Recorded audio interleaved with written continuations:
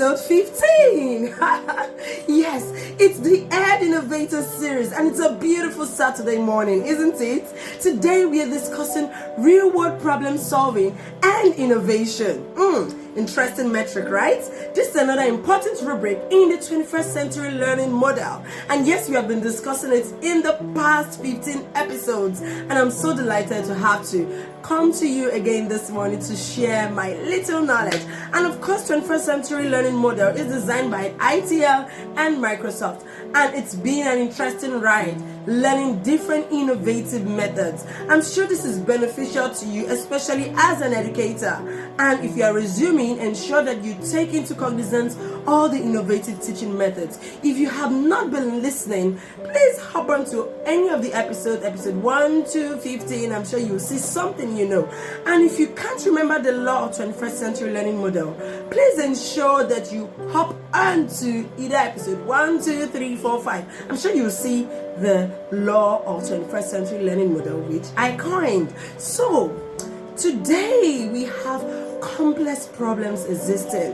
COVID-19, Ebola, cancer. These are real world problems that we humans should be able to solve. We need to be able to find a cure. Okay? Other problems that exist include global change, global warming, the need for food, energy, water for the planet. These are real world problems that deserve cure and solutions. And of course, if we humans cannot be innovators or creative thinkers, how would we be able to solve these problems? Think about it. The creation of solutions to these problems are not found in your textbooks or in multi-choice text questions. Rather, they are created and found by people like you and me, people that can think, that can solve problems, that can work with teams or as individuals, but yet they are innovators, critical thinkers, okay? Those are the people that we look out for and we seek right now to be able to solve these problems. Are you a critical thinker? Are you an innovator? Are you building critical thinkers? Are you raising innovators in your classroom? In this age, it has become more apparent that we live in a knowledge-based society, a society that thrives on information and knowledge flow, okay? And then, with this knowledge and information, people are able to use this to create products and services. And of course, employers today seek people who can generate, create, and implement these ideas. Employers seek skills such as innovation, critical thinking, problem solving, skilled communication, collaboration. These are the kind of skills that employers seek now. Therefore, we as educators must rise to the challenge and ensure that we are raising children that can display these skills. The ecosystem is so interlinked, and we must find a way to preserve our intercultural values.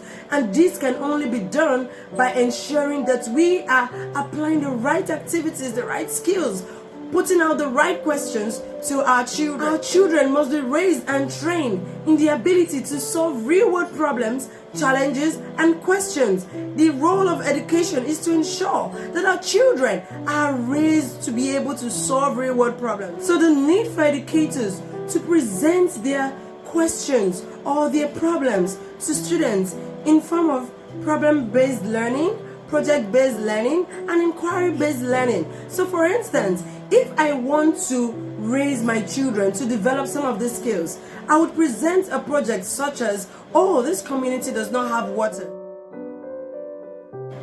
and we want to find a way to provide water for the community. How do we face this problem? What can we do to provide water to the community? And of course, what will happen? The children will use data like the number of people in the community, number of men, number of women, number of children, number of houses, number of people that will have access to this water, at what time they will have access to this water. So they will then use real data to be able to provide solutions to this problem. And then they will be able to decide, what size of tank will be needed, how many liters of water is consumed. That is what problem-based learning is about. Or for instance, children are crossing the road and it has become increasingly dangerous for them to cross the road because there are no zebra crossing. What can be done to ensure that this company, there's a company probably around the area. This company supports the school in providing zebra crossing lines on the road.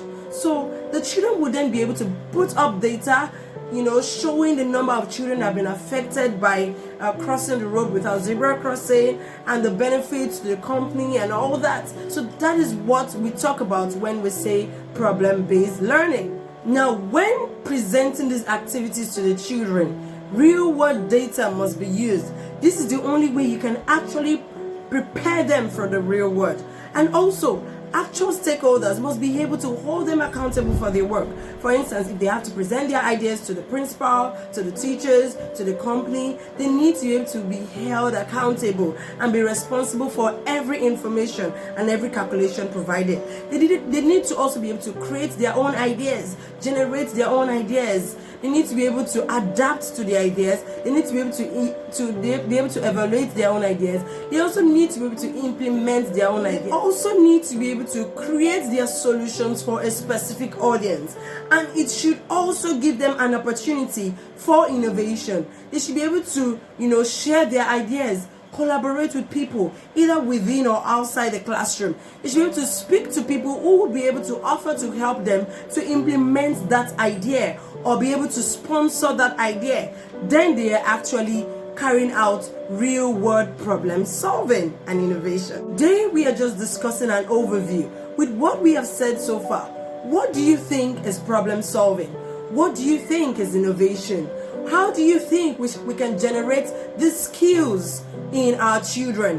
What activities do you think should be applied in the classroom to ensure that they can develop these skills, real-world problem solving and innovation? Think about it. Can you tell me? In your classroom today, do you apply activities that develop real-world problem solving skills and innovation? If you don't, this is a good time for you to readjust. We are resuming for the term, right?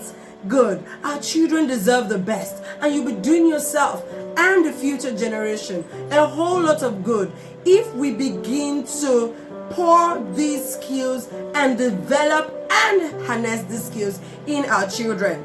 So then they can find ways to tackle the complex problems of today that would only keep getting more complex. I hope you enjoyed the overview of real-world problem solving and innovation rubric today. Next week, we will be discussing the big ideas in this rubric, and I look forward to an engaging and awesome session with you. Thank you for joining me today on the Ed Innovator series. I'll see you soon. Bye.